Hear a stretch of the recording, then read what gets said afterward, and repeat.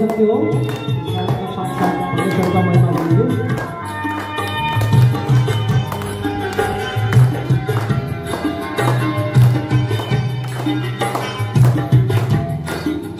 Derby ना मनवा, Derby ना मनवा, यीशु तो माझे आहे। डरबे ना मनवा, डरबे ना मनवा, यीशु तो माझे आहे। रखवाला वो है, सहारा वो है, रखवाला वो है, सहारा वो है। डरबे ना मनवा, डरबे ना मनवा, यीशु तोर माझे आहे। डरबे ना मनवा, डरबे ना मनवा, यीशु तोर माझे आहे। गिरजा जाबे, विनती तोय करबे, बाइबल पढ़बे, वचन को फैलाबे।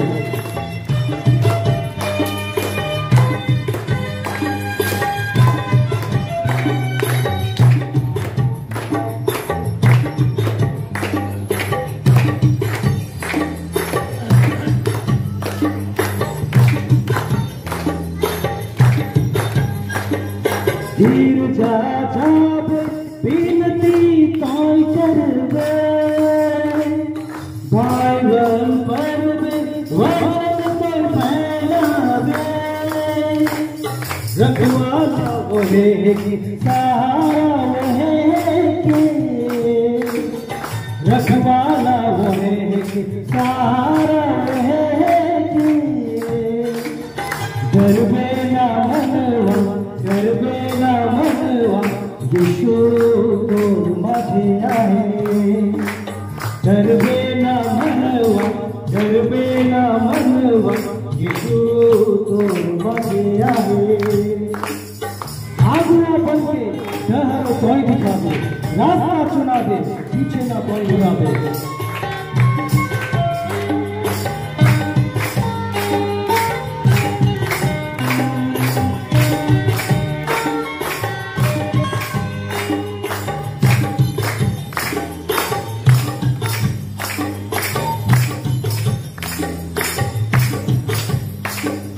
आगुआ बनके डहर कोई दिखावे, रास्ता चुनावे, पीछे न कोई घुरावे। रखवाला वो है, सहारा वो है, रखवाला वो है, सहारा वो है। डरबे ना मनवा, डरबे ना मनवा, यीशु तोर माझे आहे। डरबे ना मनवा, डरबे ना मनवा, यीशु तोर माझे आहे। बात के छोड़ाबे, यीशु के अपनाबे, सहारा देबे, मदद काय कराबे।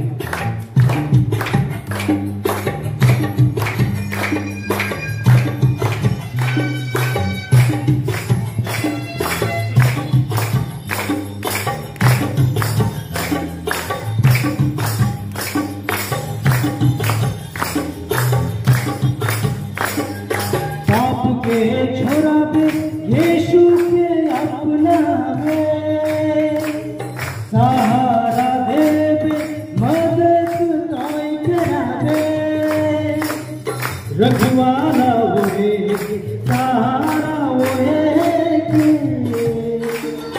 रखवाला वो है, सहारा वो है कि।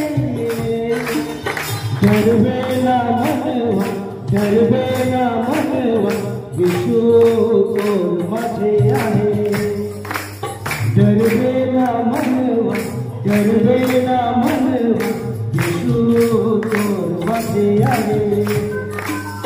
रखवाला वो है, सहारा वो है कि,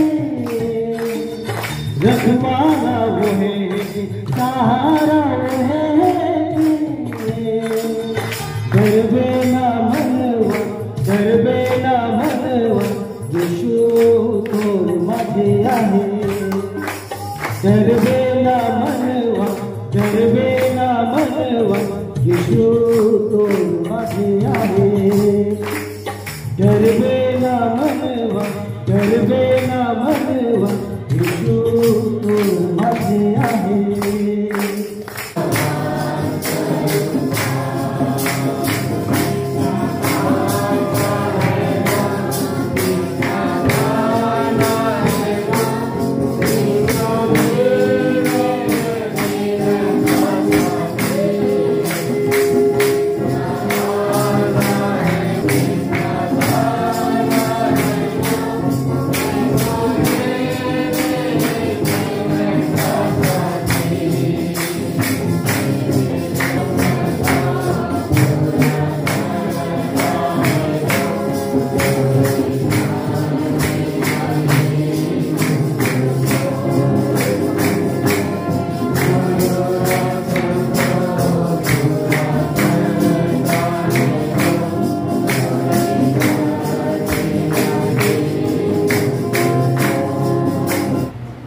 আরেকটিবার মুক্তিদাতা পরিত্রাতা আমাদের প্রভু যীশু খ্রিস্টের মধুর নামে প্রত্যেকে জয় মসিহ জয় যীশু। তো ঈশ্বরকে ধন্যবাদ দিব, আজকে সুন্দর সময় সুন্দর সুযোগ আমার জীবনে পেলাম, আমার ব্যক্তিগত মহিমার জন্য নয়, ঈশ্বরকে মহিমা দেওয়ার জন্য তিনি আমাকে এখানে আনলেন। এবং বিশেষ করে আমার মা বাবুর সঙ্গে প্রায় মনে 1 মাসের উপরে হয়ে গেল, তাই না? আমরা কথা বলছিলাম যে আপনার চার্চে আমি যাব, ভিজিট করতে যাব। তো এইভাবেই ওনাকেও ধন্যবাদ দেই, আপনাদেরকেও ধন্যবাদ দেই। ঈশ্বর আমার জীবনে সুযোগ দিয়েছে আপনাদের এখানে সহভাগিতায় এসে তাকে মহিমা করবার। তো ঈশ্বর ছোটবেলা থেকেই জল, স্থল এবং আকাশপথ এই 3টা জায়গা থেকে আমাকে রক্ষা করেছেন, নাহলে হয়তো আজকে আমি জীবিত থাকতাম না, আমি জলে ডুবেও মারা যেতাম। ঈশ্বর আমাকে সাহায্য করেছেন, কারণ ছোটবেলায় তো খুব চঞ্চল হইতো, নদীতে স্নান করতে গিয়েছিলাম, আমি ডুবেই গিয়েছিলাম, কিন্তু এক বন্ধু দেখলো খুব গভীর জল ছিল, আর কেউ দেখেনি, আর আমি তো সাঁতারও জানি না ঠিক মতো। তো ওই বন্ধু আমাকে হাত ধরে টেনে তুললো, নাহলে হয়তো আজকে আমি জীবিত থাকতাম না। এবং আমার যে সন্তান অবেদসন, আমার ছোট্ট চ্যানেল আছে অবেদসন ভ্লগ, আপনারা খুলে দেখবেন। ঈশ্বরকে মহিমা দেওয়ার জন্য আমি চ্যানেলটি খুলেছি, আমার ব্যক্তিগত মহিমার জন্য নয় বা অর্থ ইনকাম করার জন্য নয়, কারণ আমি খুলেছি অনেক বছর আগে, কিন্তু সেটা চালাইনি। কিন্তু ঈশ্বর যে তালন্ত আমাদের প্রত্যেককে দিয়েছেন, আপনাদেরকেও দিয়েছে, আমাকেও দিয়েছে, এই তালন্তকে তার মহিমার জন্য আমাদের ব্যবহার করতে হবে, ইউজ করতে হবে, নাহলে সেটা মরচে পড়ে যাবে এবং ঈশ্বর সেই তালন্তটাকে আবার নিয়ে নেবেন, হরণ করে নেবেন। আমার যে সন্তান অবেদসন, সেটাও প্রার্থনায় পাওয়া। 2 বছরের চিকিৎসায় মাসেই 5-6 হাজার টাকার ওষুধ খেত। 30 বছর বয়সে প্রথম সন্তান পেলাম, কন্যা সন্তান, এবং প্রায় 40 বছর বয়সে এই 2 বছর অনেক ওষুধপাতি চিকিৎসা করিয়েছি, মাসেই 5-6 হাজার টাকার ওষুধ খেতে, কিন্তু সন্তান পাই না। তো ঈশ্বরের কাছে ক্রন্দন করতে করতে চাইতে আমার সন্তানটা পাওয়া, এটা বিরাট বড় আশীর্বাদ। তো এই সমস্ত ঘটনা ঈশ্বর আমাকে শিখালেন তার ইচ্ছাকে জানার জন্য, কারণ আমার ইচ্ছাই যে সবসময় সিদ্ধ হবে সেটা না, কিন্তু ঈশ্বরের ইচ্ছা সিদ্ধ হতে হবে। কিন্তু এটা আপনারা বিশ্বাস করবেন, ঈশ্বর যা দেবেন সেটা সব থেকে বেস্ট, সেটাই ঈশ্বর আপনার জন্য আমার জন্য দিবেন। এবং আমি প্রভুকে এটাই বলেছিলাম, প্রভু আমি দাবি করিনি, কিন্তু প্রভুকে এটাই বলেছিলাম, আমার প্রথম সন্তান যেহেতু কন্যা, প্রভু আমার ইচ্ছা, এটা আমার ব্যক্তিগত ইচ্ছা, যাতে আমার সন্তানটা, পরের সন্তানটা পুত্র যাতে আমি পাই। কিন্তু প্রভু যদি আমি কন্যা সন্তানও পাবো, তাও আমি খুশি থাকতাম, তোমার ইচ্ছাই সিদ্ধ হবে। এইভাবে পুত্র সন্তানও পেয়ে। তো এবং ঈশ্বরকে আমি ধন্যবাদ দিব, এটা 2 বছর গবেষণা করতে করতে, কারণ আমি একটা রিসার্চ ওয়ার্কারও, তো ইতিহাস নিয়ে আমি গবেষণা করি, ঈশ্বর কীভাবে আমাদের সাহায্য করেছেন, আমাদের বংশের মধ্য দিয়ে কীভাবে তার মহিমাটা নিয়েছেন, এটাও আমি রিসার্চ করি। আমি নেপালেও কয়েকবার গেছি, ভারতের বিভিন্ন জায়গায় আমি যাচ্ছি। তো এই রিসার্চ করতে করতে আমার মার মা, তাকে খোঁজ করতে করতে, তার জাতটা কোথায় খোঁজ করতে করতে আমি যেটা পেলাম, রেভারেন্ড জিতনাল নার্জিনারির বংশের সঙ্গে যোগ হলো, মানে জিতনাল নার্জিনারির বোনের বংশধর হলাম আমি। এটা আমি 2 বছর লেগেছে এটা পেতে, এবং আমি ঈশ্বরকে এর জন্যই ধন্যবাদ দিব। কেন? কারণ এটা আপনাদেরও জানার প্রয়োজন আছে। যদি ভারতের ইতিহাসটাকে আমরা দেখি, প্রথম বড় মানুষ যে ঈশ্বরকে পেয়েছে ভারতের ইতিহাস, কিন্তু অপিন্ত কোছারি, কাছারি বললে অনেকে বড় ভাববে না, কিন্তু কোছারির ওখানে বড়, কিন্তু অপিন্ত কোছারি 1845 সনে সেই ঈশ্বরকে পেয়েছে গুয়াহাটিতে ব্যাপটিস্ট মিশনের আন্ডারে। এবং দ্বিতীয় হচ্ছে টেকনো বসুমাতারি এনইএলসি মিশনের, তার কবরস্থান আমি এখনো দেখতে যাইনি, দেখতে যাব, গোসাইগাঁও আছে। তিনি 1887 বা 85 সনে প্রভুকে পেয়েছেন এবং আমাদের ওয়েস্ট বেঙ্গলে হচ্ছে তৃতীয়। আপনারা অনেকেই নামটা বললে জানবেন, রেভারেন্ড জগৎ সিং বসুমাতা, জিতনাল নার্জিনারির আপন মামা, মায়ের ভাই। মা হচ্ছে কদমশ্রীর বংশধর আমি, কদমশ্রীর মেয়ের বংশধর আমি ফুলমণির।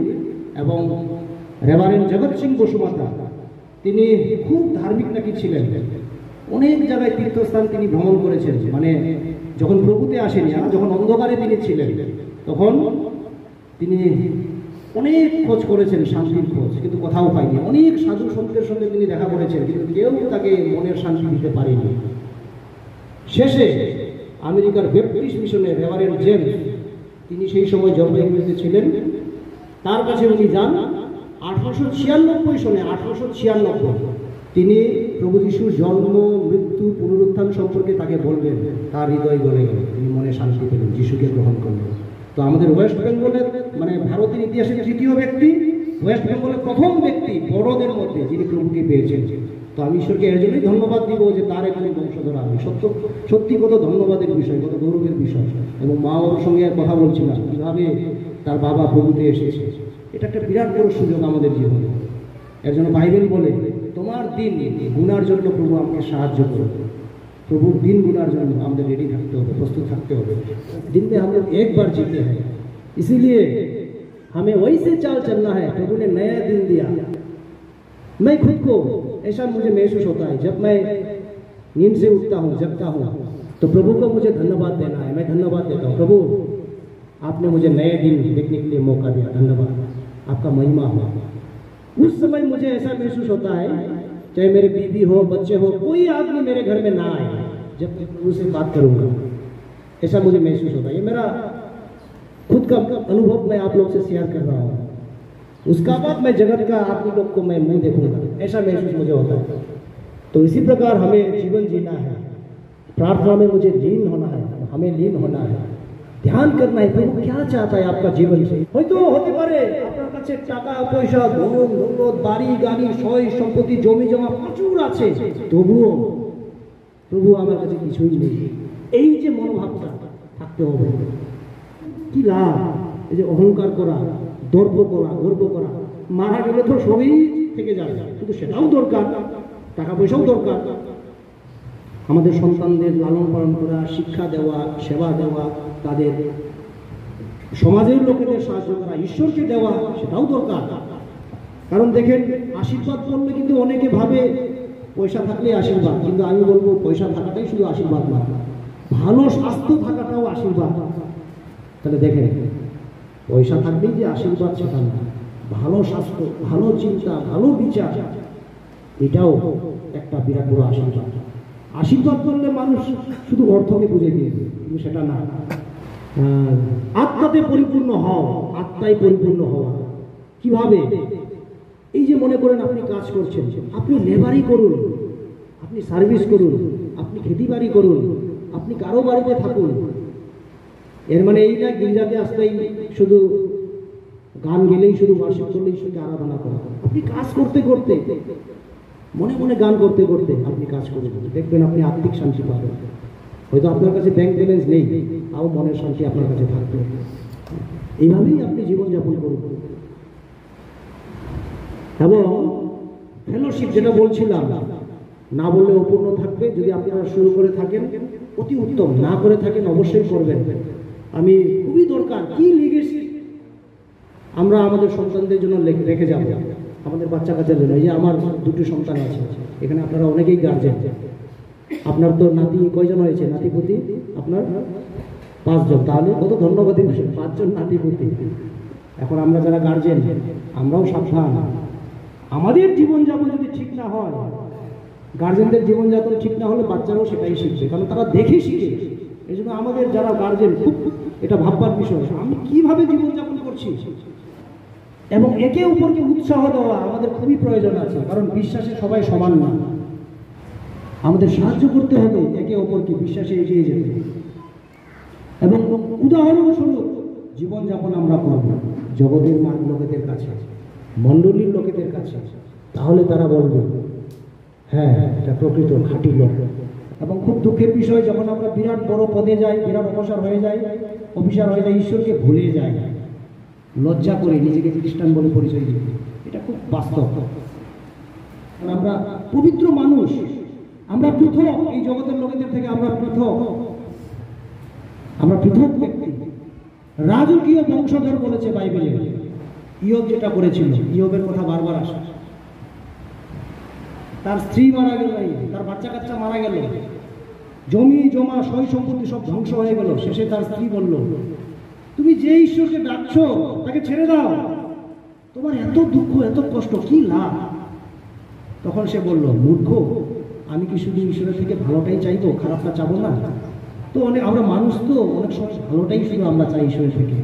কিন্তু আপনি জানবেন, যদি খারাপ কিছু আপনার জীবনে হয়, আমার জীবনে হয়, ঈশ্বর সেটার মধ্য দিয়ে মহিমাটাকে নেয়।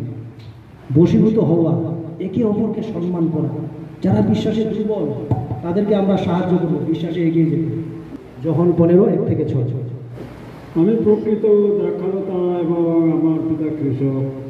আমাদের স্থিত যে কোনো শাখায় ফল না ধরে তা তিনি কাটিয়া ফেলিয়া দেন, এবং যে কোনো শাখায় ফল ধরে তা পরিষ্কার করেন, যেন তাহাতে আরও অধিক ফল ধরে।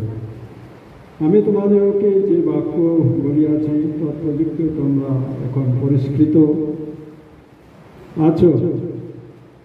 আমাদের থাকো আর আমি তোমাদের থাকি। শাখা যেমন আপনা হইতে ফল ধরিতে পারে না, দ্রাক্ষলতায় না থাকিলে পারে না, তদ্রূপ আমাদের না থাকিলে তোমরাও পারো না। আমি দ্রাক্ষলতা, তোমরা শাখা। যে আমাদের থাকি এবং যাহাতে আমি থাকি, সেই ব্যক্তি প্রচুর ফলে ফলবান হয়, কেননা আমার ভিন্ন তোমরা কিছুই করিতে পারো না। কেহ যদি আমাদের না থাকে, তাহা হইলে শাখার নাই তাহাকে বাহিরে ফেলিয়া দেওয়া যায়, ও সে শুকাইয়া যায়, এবং লোকে সেগুলি কুড়াইয়া আগুনে ফেলিয়া দেয়, আর সে সকল ফুরিয়া যায়। ধন্যবাদ। তাহলে আমরা যদি প্রভুর সঙ্গে লেগে না থাকি, তাহলে দেখেন খুব চ্যালেঞ্জের বিষয় সেটা। এই যে বাইবেল বলছে পাপাত্মার উপরে শুয়ে আছে এই জগৎ, আর ভালো হবে না, কিন্তু দিন যাবে, খারাপ হবে। তো সাবধানতা অবলম্বন করা, যত সেই দিন কাছে আসবে। এর জন্য বাইবেল বলছে, প্রভু তোমার দিন গণনা করিতে আমাদের সাহায্য করো। গীতসংহিতাই বলছে আমাদের প্রার্থনায় নির্দিষ্ট থাকতে হবে, লেগে থাকতে হবে, কারণ দিন আর ভালো হবে না, কিন্তু যত দিন যাবে খারাপের দিকে যাবে, কারণ পাপাত্মার উপরে শুয়ে আছে বলছে এই জগৎ। এর জন্য আমাদের সচেতন হওয়া উচিত।